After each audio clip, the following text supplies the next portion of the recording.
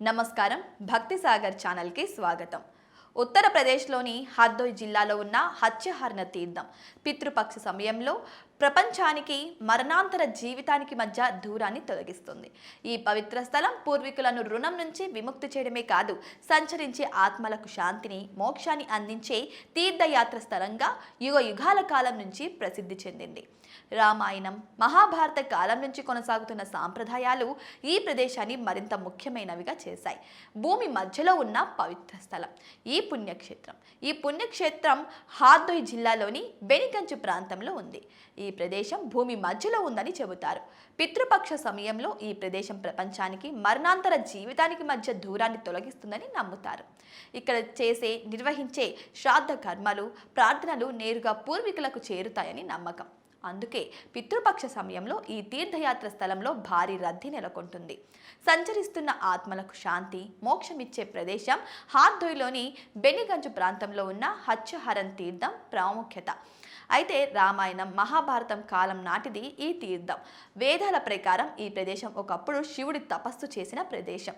శివపురాణం ప్రకారం పార్వతీదేవి దాహం తీర్చడానికి శివుడు సూర్య భగవానునికి ఆర్జ్యం ఇస్తారు. అయితే ఆ నీటి ద్వారా ఒక చెరువును సృష్టించాడు. అప్పుడు పార్వతీదేవి ఈ చెరువులోని నీటిని తాగింది. మహాభారత యుద్ధం తర్వాత పాండవులు యుద్ధంలో మరణించిన తమ కుటుంబ సభ్యులకు ఇక్కడే తర్పణం ఆచరించారు. ఈ ప్రదేశంలో శ్రాద్ధ తర్పణం చేయడం వల్ల అసంతృప్త ఆత్మలకు శాంతి, మోక్షం లభిస్తుందని నమ్ముతారు. అదేవిధంగా అయోధ్యకు తిరిగి వచ్చేటప్పుడు బ్రహ్మహత్య పాపం నుంచి బయటపడడానికి శ్రీరాముడు కూడా ఈ కుండంలోనే స్నానం ఆచరించారని నమ్మకం. ఆ తర్వాత ఈ ప్రదేశం మోక్షాన్ని అందించే తీర్థయాత్రగా ప్రసిద్ధి చెందింది. ఈ తీర్థ స్థలం 88,000 మంది ఋషుల తపస్సు స్థలం అయిన నైమిషారణ్యానికి సమీపంలో ఉంది. ఇది దీని ప్రాముఖ్యతను మరింత పెంచుతుంది. వేదాలు, పురాణాలలో నైమిషారణ్యాన్ని తపస్సు, జ్ఞాన కేంద్రంగా పరిగణిస్తారు. అందువల్ల హత్యహరణ తీర్థం ఆధ్యాత్మిక, చారిత్రక ప్రాముఖ్యత రెండూ చాలా లోతైనవి.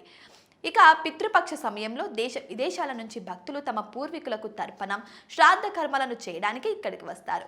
ఇక్కడ చేసే దాన ధర్మాలు, స్నానం పూర్వీకుల ఆశీస్సులను ప్రసాదిస్తుందని నమ్ముతారు. పితృపక్ష సమయంలో ఇక్కడి వాతావరణం ఉత్సవంలా మారుతుందని స్థానిక రచయిత పునీత్ మిశ్రా చెప్పారు. చెరువు చుట్టూ ఉన్న పురాతన చెట్లు, రాళ్ళు ఇప్పటికీ ఈ ప్రదేశం ప్రాచీన దైవత్వానికి నిదర్శనంగా ఉన్నాయి.